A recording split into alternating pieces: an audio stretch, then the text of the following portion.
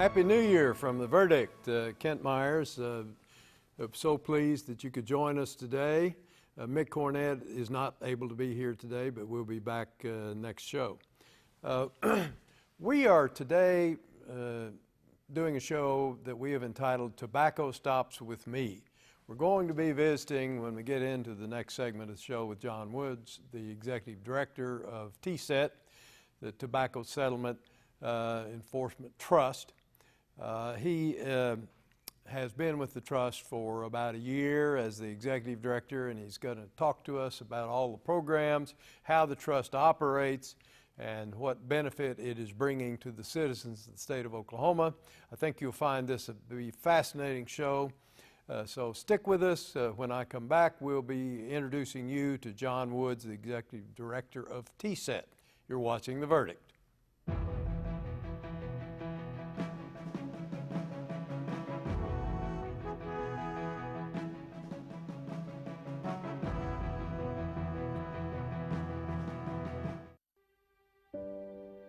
I went to college at the University of San Diego. I went to medical school at Yale School of Medicine. I did my internship at Harvard and then my residency at Columbia in New York City. My name is Whitney Tolpenrud. I'm a dermatologist and I am Chickasaw. I always knew that somehow I would figure out a way to give back to my tribe, to say thank you. So I've been coming to the hospital now for about a year. I come for 2 days consecutively every other month. I can't describe to you the level of satisfaction and humility that it's been able to provide to my life. And that is just so energizing and reminds me why I went into this to begin with. See more stories about the Chickasaw people at profilesofanation.com.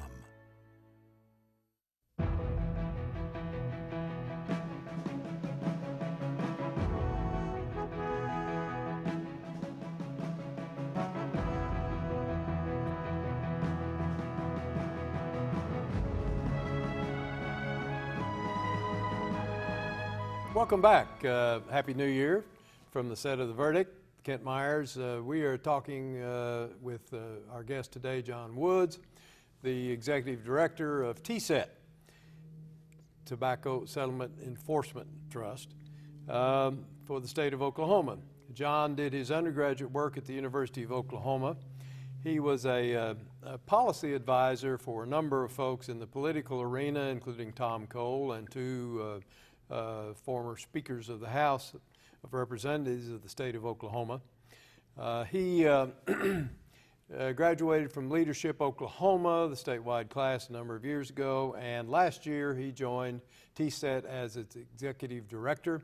We're really pleased that he would come in today and talk to us about what all of our smokers who watch may want to consider for a New Year's resolution. That is to stop smoking and let TSET help you. John, welcome. Sure glad to have you. And it's great to be with you today. I appreciate you having me on. Well, you're doing very good work in what you're doing and with TSET, and we want to talk to you about the organization TSET, what it's doing, and how it's doing it. You bet. Talk to us about the background of TSET, when it was established, how, and how is it constitutionally protected? Certainly. So TSET really originated from a lawsuit that the states put towards tobacco companies for the harm of smoking on the citizens of their states.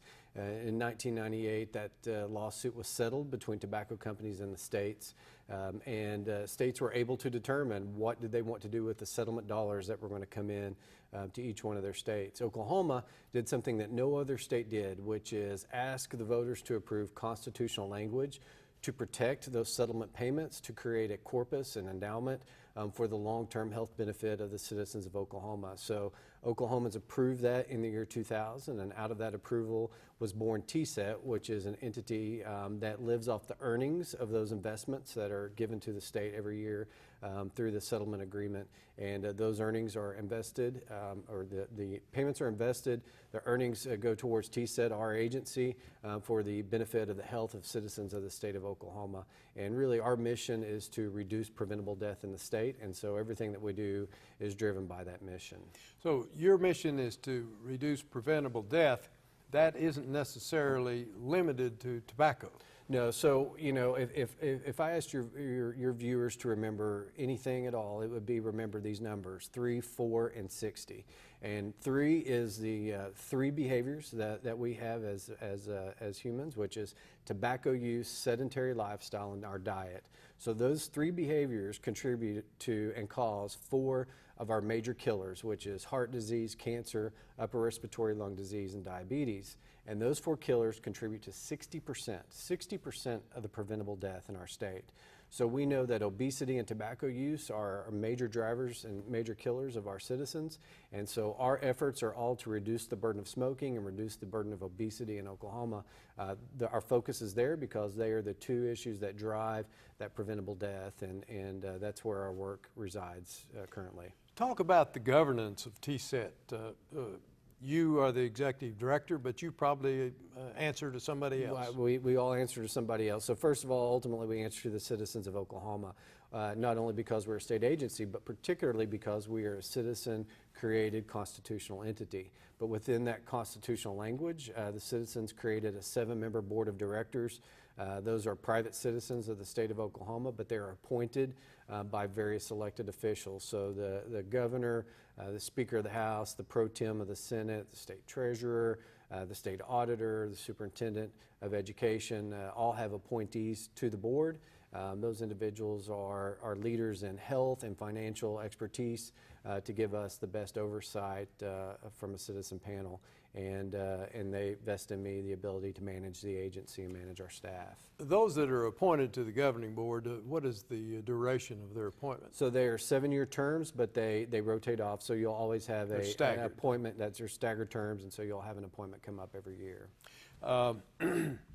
Now, are there other folks besides the governing board and yourself that are involved in determining what happens to the money that comes in? Yes, so the constitutional language created the board of directors, which is in charge of our agency, but it also created a board of investors. And so that board of investors oversees the financial management of the corpus. So every year we get about $75 million that come in to the state of Oklahoma every year from the settlement payment.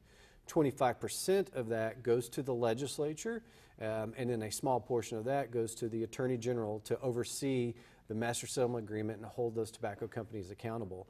The other 75% goes towards the investments, and so that board of investors manages that money, makes sure that we're maximizing our investments, and then they certify the earnings every year. So they tell us as TSET, the agency, this is how much earnings and losses that are calculated that you have to spend in this year. That way we have a corpus that in perpetuity Oklahomans will have to invest in the long-term health benefits for our citizens. How are the board of investors selected? Same type of concept. So the state treasurer is vested as to be chairman of that board, but the others are private citizens that are appointed by various elected officials. And did the constitutional amendment that the people enacted back at the inception of this program, did it give any guidance on how the money is to be used? It did. So that constitutional language created the investment strategy, created the corpus, created our agency, and then also directed our agency to ensure that we operate a lot like a foundation. So we are a grant-making institution that is to benefit, health-related measures, reduce the burden of smoking, to help youth and seniors, but all in relation to health-related initiatives. All of this money comes from tobacco companies. That's right. Tell us how we're doing in Oklahoma on smoking rate. Yeah, well, among adults. Let's start with adults. Absolutely. So we've got some really good news in Oklahoma this year for the first time so the CDC does calculations of smoking rates nationwide. And so from the first time that they've been calculating that rate, Oklahoma is below 20% adult smoking rate. So we've reduced that rate every year. It is a huge victory for us to be below 20% for the first time. We're at 19.6 adult smoking rate. And what we know is because of TSET, because we have this entity that is dedicated to that reduction, we look at our peer states all the time to see where we're at in relation to them. We are reducing our rate 10 times faster than those other states that have the same tax rates on our cigarettes as Oklahoma does, has the same policy structure in their states. So really the only difference is having an entity that has dedicated revenue engaged in helping reduce the burden of smoking. And so it's great that we're reducing the rate faster than other states.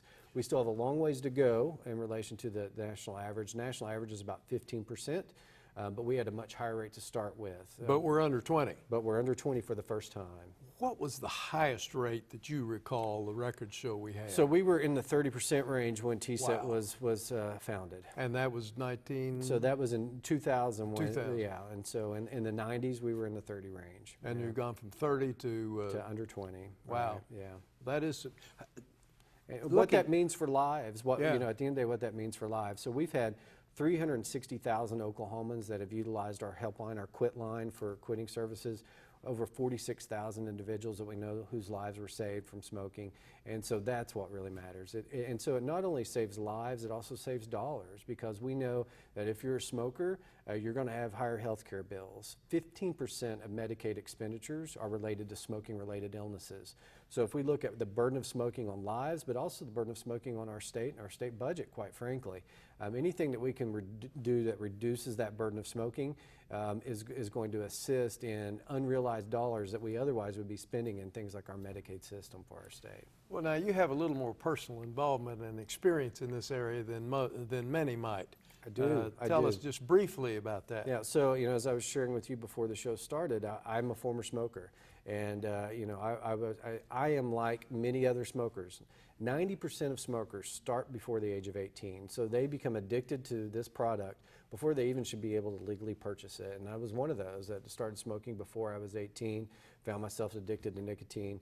And it wasn't until I had my first daughter and realized I did not want her to, one, see me smoke, because we know if your children see you smoke, they're much more likely to pick up the habit, but also want to be around for a long time and see her grow up. And I'm actually a recipient of the services of TSET's helpline, which is 1-800-QUIT-NOW. I used those services years before I ever contemplated coming to the agency, so I know it works.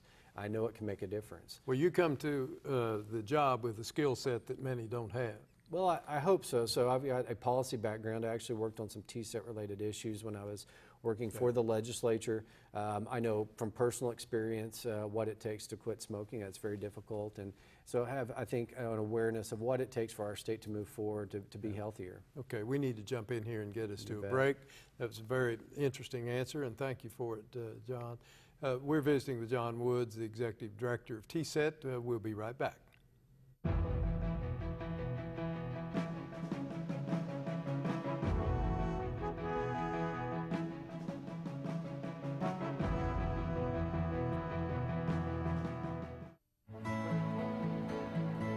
The good life comes naturally to Tulsa, where nature's beauty is matched with an eye for aesthetics. A legacy of neighborhoods graced with lawns and landscaping and handsome homes. A place that seems to have patented an ideal lifestyle. Bank First is loyal to the quality of life Tulsa assures its citizens, to the priority placed on education, culture, and growth. Loyal to builders who transform raw land into residential charm. Developers who see opportunity and add vitality to Tulsa's economy. Bank First serves both enterprise and private lives that need a loyal partner. It's how we help nurture this city's very good life. Bank First. Loyal to Oklahoma. Loyal to you.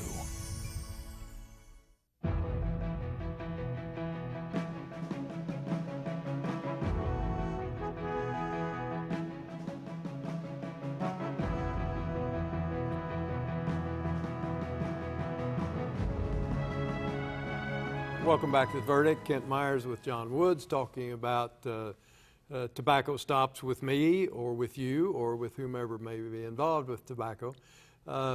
John, when we finished, we were talking a little bit about the results TSET programs have had, along with other initiatives, in reducing adult smoking in Oklahoma. Let's talk about kids smoking a little bit. So we've seen the same trend lines of reduction in smoking rates in youth in Oklahoma. In the early 2000s, about 1 in 4 high schoolers identified as smokers. We're now down to about 14%. Our middle schoolers, which it's amazing to me that we have middle schoolers that smoke, but we do, but that rate is down to 4%. So major reductions in youth smoking. You know, part of our efforts is absolutely, you know, is to break that cycle, to stop the cycle from adults to youth. And, you know, we have 7,500 Oklahomans that die every year from smoking-related illnesses. It's our #1 killer in the state. Kills more people than overdoses, than suicide, than murder, than AIDS, and alcoholism. And so it's a killer for our state. It's the one product that if you use as directed, 50% of its consumers die. And so, you know, we want to break that cycle between our adults and our youth. So that's a lot of our focus, and we're seeing great results in youth reduction in smoking, which is critical. Once again, with reference to the national average, where do we come out with kids? So again, we had a long ways to go. Oklahoma, before we were able to have the settlement agreement, before TSET was created, you know, we were in that 25% range for youth smoking, and so we still trend behind the national average. Yeah. But are seeing great results. In fact, we just had a study that was published just a couple of days ago. It was in the newspaper. Oklahoma has moved up 3 spots in rankings of our overall health rankings nationally, and that is predominantly because of our reductions in the smoking rate. And we had the second to largest jump in those health rankings. So really are seeing quick, steady progress in Oklahoma. Well, that's encouraging. You mentioned in the first segment with you that our rates are determined by comparison with other states. Right. And there are some states that are more comparable for comparison than others. Generally, which are the surrounding states to which we are compared? So certainly we're regionally, so we look at states like Arkansas, Louisiana, Missouri, Kansas, but we also look much more deeper than that. And we know, for example, one of the best ways for reduction in smoking rates is the price point of cigarettes. So if they're more expensive, people will make a decision to quit. So when we look at our rates in comparison to others, we look at states that have similar excise taxes on their cigarettes, and that gives us a much broader scope, states like Illinois and Kentucky. And again, what we know is they have the same price, generally speaking, of their cigarettes, but we're reducing our rate faster than they are because we have these dedicated resources like a quit line, like interventions in counties, and grants that are making a difference one-on-one with individuals across the state. Is the quit line that was helpful to you and is helpful to a lot of our citizens, is that something that's generally available in other states, or is this rather unique? So most states have a quit line. Most states are able to access dollars from the federal government to operate it. But what Oklahoma is able to do is really offer a Cadillac plan in regards to a quit line. So in Oklahoma, you can call it whether you have insurance or not, so it's available for free to all citizens of the state. You call 1-800-QUIT-NOW, and you can get web-based counseling, you can get phone counseling, you can get text message support, and you also get 2 weeks of free nicotine replacement therapy. So they will give you a supply of gum, lozenges, or patches. That's your choice, what you can choose. And you can use that twice in 1 year because we know it takes someone 6-7 times to successfully quit smoking. And so it gives them that replacement therapy that we know works and finds a much higher rate of success. What is TSET doing insofar as health community intervention? So we, you know, unfortunately in Oklahoma, we operate really with one hand tied behind our back. We are not where we should be as a state in regards to smoking policies in Oklahoma from a legislative policy level. And so we do a lot of work within counties. We have what we call Healthy Living Program grants, cover about 93% of the state of Oklahoma. And so those are grantees within each county that are boots on the ground, that are going into hospitals, into school systems, in our businesses and in our churches, and helping create wellness policies, tobacco policies, and giving that assistance really at the community level. And those folks are focused in on not just tobacco use, but also on obesity prevention. So we're helping communities learn how to be a much more walkable community, to do things like create farmers markets, community gardens, walking activities, helping schools talk about their diets and school physical activity for youth, helping businesses create wellness policies for their employees. So we're looking at everything that we can do to drive those predetermined causes of death for Oklahomans and help think about how we live differently. You know, Ken, I like to tell people, unfortunately, I think we think about health as something as I'm unhealthy, I'm going to go to the doctor and I'm going to get healthy. I'm unhealthy, I'm going to go to the hospital and they'll get me healthy. But the fact is, our behavior drives so much of our personal health.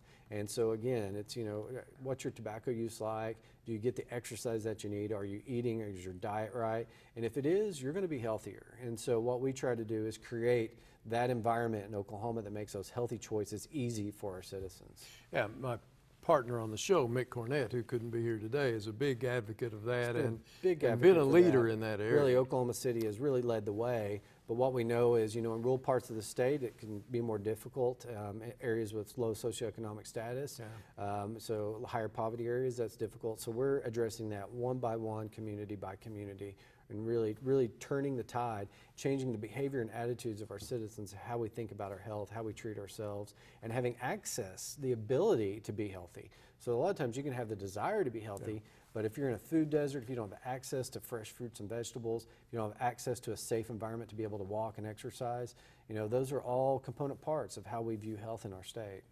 How has TSET's activities affected health costs, the amount of money that's spent on health-related matters? Yeah, so obesity and tobacco use are both major drivers of healthcare costs in Oklahoma. We know, for example, as I mentioned earlier, 15% of Medicaid costs are smoking-related illnesses.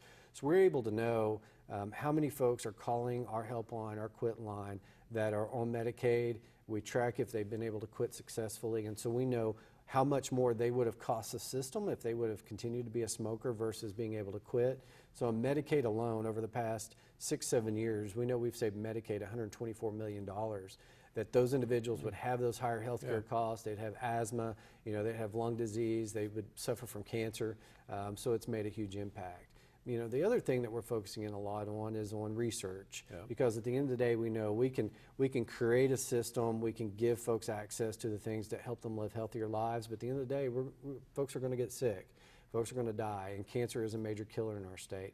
So TSET is the largest funder of cancer research at Stevenson Cancer Center in Oklahoma City. We contribute $5.5 million annually.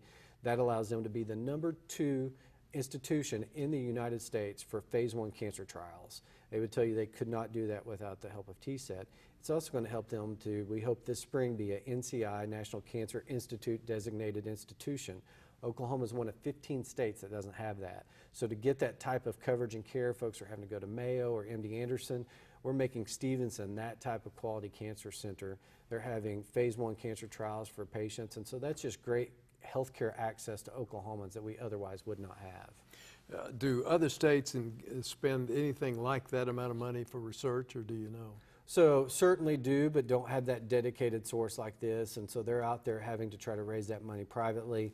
And it's one of the things that Oklahoma is benefiting from, is being able to have that dedicated stream of research dollars they know comes from TSET. It's helped them secure the application, and I think we'll be successful in being an NCI designated cancer institute, which will bring in more federal research dollars, so Oklahoma can be a top tier state for that, and it's something that we need in Oklahoma, we should be proud of. Talk to us a little bit about wellness grants and how you're involved in that. I know it's related to what we've been talking about. So you know, again, obesity is a big part of what we do. 1/3 of our Oklahoma adults are obese. 1/3 of our youth are obese or overweight. And you know, that is driven by our behaviors. It's driven about what we eat and our lack of exercise. And so those community grants are out there talking about tobacco use, but we've incorporated the idea of wellness overall. And that is, you know, making sure employers have wellness policies for their employees. You know, I worked in private sector and in economic development for many years, and I can tell you, if your employees are not healthy, it drives up your insurance costs for businesses. It drives up those sick days. And for us wanting to recruit businesses in Oklahoma, having a healthy workforce is a big part of that economic development recruitment. So we look at wellness as an overall benefit for one of our citizens, to look at how they're eating, their ability to get exercise, and again, tobacco use. We just have about 30 seconds left, but in that length of time, if you can, give us a summary on the impact of e-cigarettes. Yeah, so you know, it is an emerging issue that we're still trying to tackle, I think, as a state and as a nation. We don't know the long-term health benefits of e-cigarettes, so there's a lot of concern there. But let me address one specific point, which is e-cigarettes in youth. And we know that youth should not be utilizing e-cigarettes. Nicotine is harmful for the developing brain, and the brain's developing until age 25. So there's a whole lot of questions for adults, but I can tell you for our youth, we need to make sure our youth are not using e-cigarettes and vaping. Thank you, John. We've been watching a show about TSET, talking with John Woods. You're watching The Verdict. John, thank you so much for coming. I'll be right back.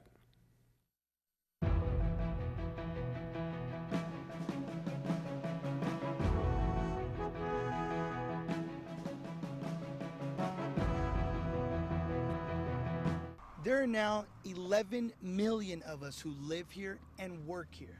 I was 15 when I came here 6 years ago. I raised my family here, drive my truck to my job every day. The only difference between now and 6 years ago, I do it legally. I wanted to, because this is my home.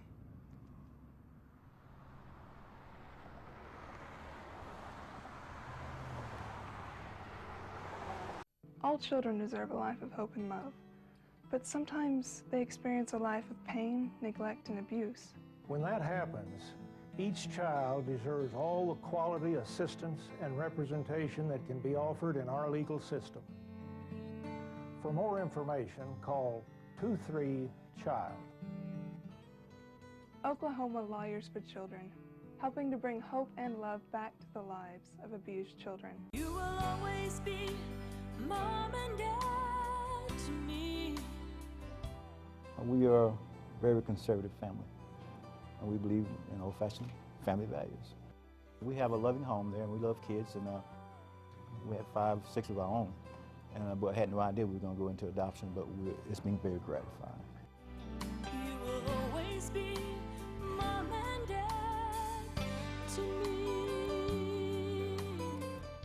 The Journal-Record is pleased to be a sponsor of The Verdict. The Journal-Record, since 1903, the best source of Oklahoma business news and legal information.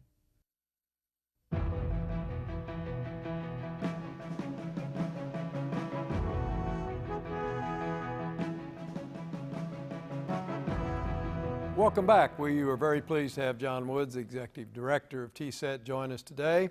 Want to cover a couple of websites and the quit line for you. TSET has a website of www.tset.ok.gov. Of course, we have our website, theverdict.tv, but I want to specifically mention the quit line that John talked about. It's 1-800-QUIT-NOW. Thanks very much for joining us. Hope you have a happy new year.